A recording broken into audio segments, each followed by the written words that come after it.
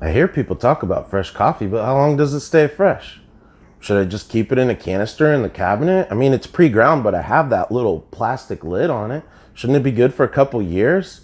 I bought whole bean, so I know that's fresher. I ground the whole bag at once at the store. Isn't it still fresh? I mean, fresh just means you just brewed it, right? It doesn't mean anything about before you brew it. Once you brew it, you drink it the same day, it's gonna be awesome. Or why not just keep it the whole week? As long as I microwave it, it's still fresh, right? I don't know. What do I do? Shh, let's find out. Let's get started.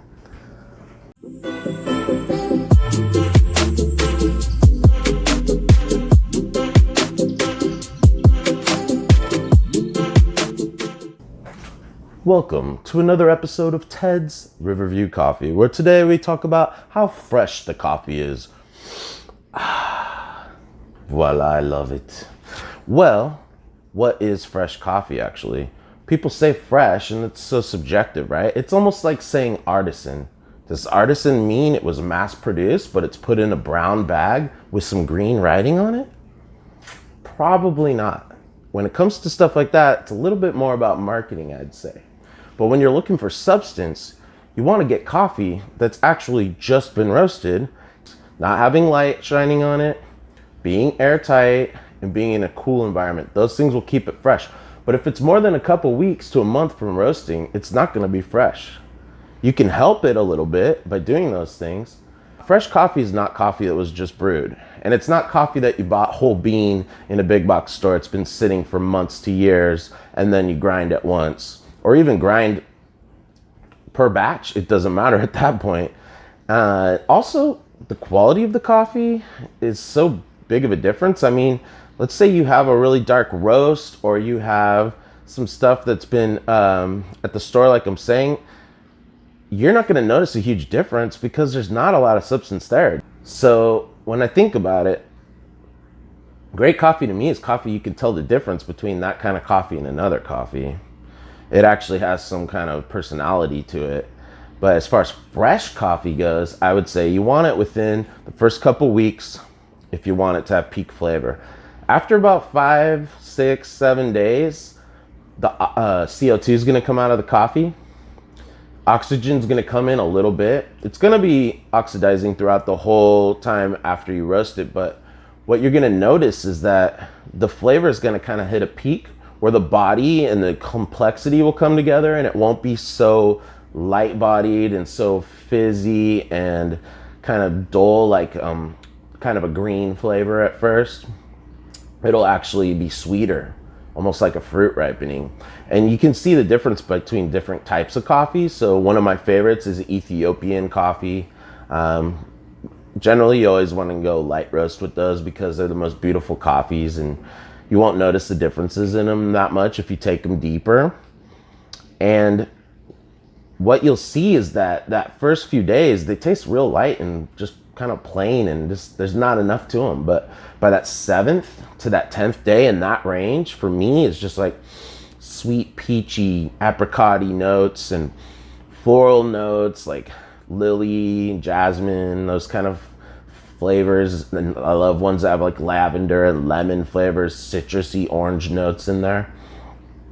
They're beautiful. And then after that 10th day, you see it go down a little bit. After about, when you get to 3 weeks, it's gonna be just more like plain, kind of like, yeah, this is real light bodied, just plain coffee. And so there is definitely a crescendo, a little peak that it reaches, and then a decline.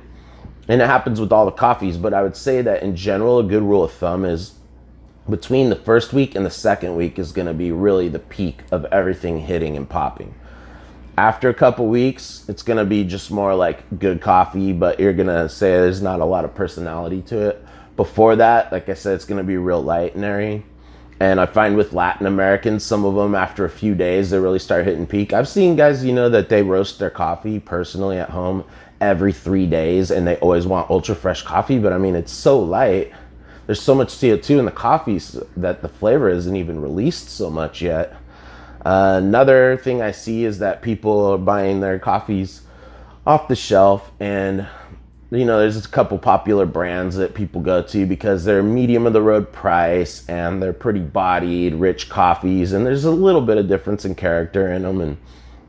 But when they buy them, they're already past their peak freshness. You're not really getting them at their best. Sometimes you can go to the cafe and you'll get it more close to peak, but you're dealing with baristas that don't actually know how to bring out the best in the coffee. And so it's kind of like you're just getting an average meal every day kind of thing. Whereas what I'm aiming for is to show you how to create an amazing, like Michelin star fine dining meal every day of the week. And then, you go to those old red canisters and you're basically having like fast food every day. That's how I would describe the difference. And the freshness is key in there, because if you don't have it really fresh, it's like getting an old loaf of bread from the store that's got a lot of preservatives in it.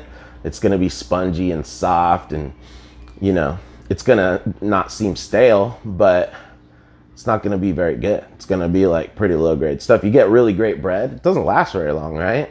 I mean, I get a killer bread at the bakery, and by the second, third day, it's dried out and stale. Coffee, you get a longer window. And I would say the differences in the flavors are going to be more akin to like the wines industry. And that's based on all these different factors. But I would say this is what you go for. Get a coffee when it was roasted, what date it was roasted, from someone that you trust, that knows their qualities.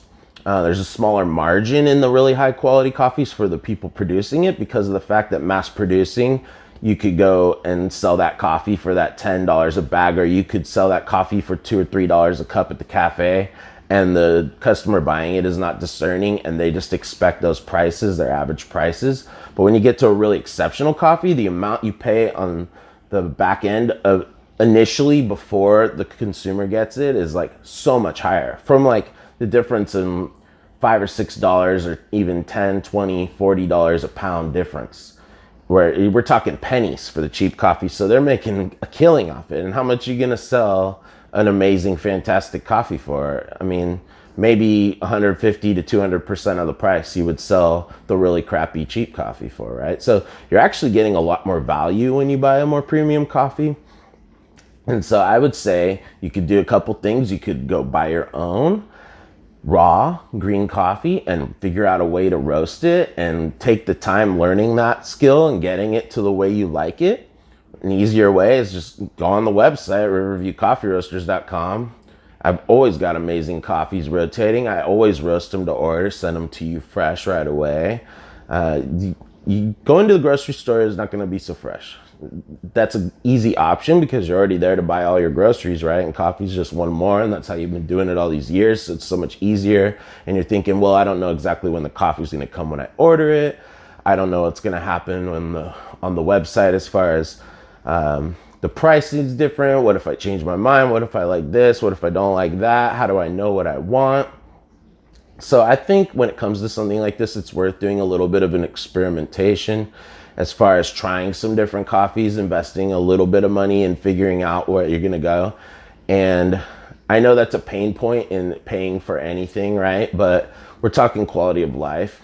And I mentioned this before, that quality of life's, what more do you want out of life but quality, right? And so when you can appreciate a simple thing like a fantastic cup of coffee, it's the same as appreciating like a really fantastic meal at a really fantastic restaurant. And you can create that experience in your own home with a truly fresh, truly artisanal, high-level coffee. And one thing that I would say that is a difference between my coffees and there's some other real small batch roasters, that it's almost better to get ones where the brand stays really small. And the reason is because you can create that experience that you get from just baking a few loaves of bread or just roasting those few pounds of coffee, instead of having to grow to where you're roasting hundreds to thousands of pounds of coffee at a time.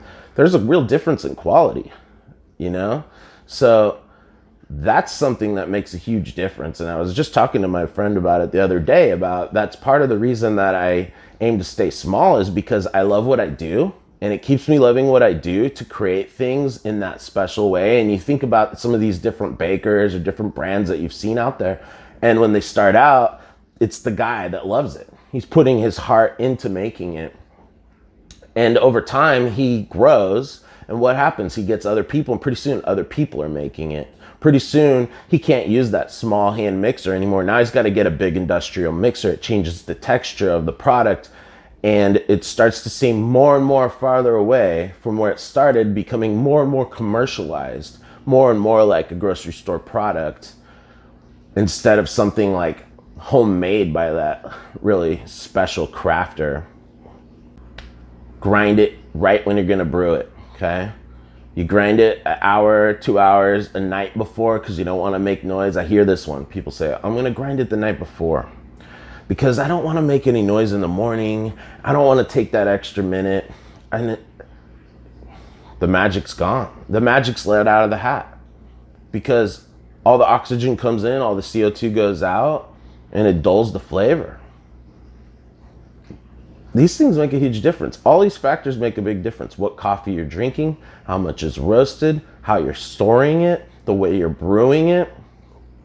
And you can get these things dialed in the way you like. So I would say, talk to me. Look at things out there. Learn about it. Ask me questions. Watch my videos. Practice it. Make a cup of coffee a different way each day. Make a cup of coffee multiple ways and drink them side by side. Do these tests. Get it to where you're like, this is exceptional. I heard a guy talking about grind. He said, change the grind to one setting at a time each time you brew until you get it to where it's just fantastic. Then you go to the next setting and it's not quite as much. So then you know exactly where your sweet spot is. There's sweet spots for all this stuff. And freshness is one of those things.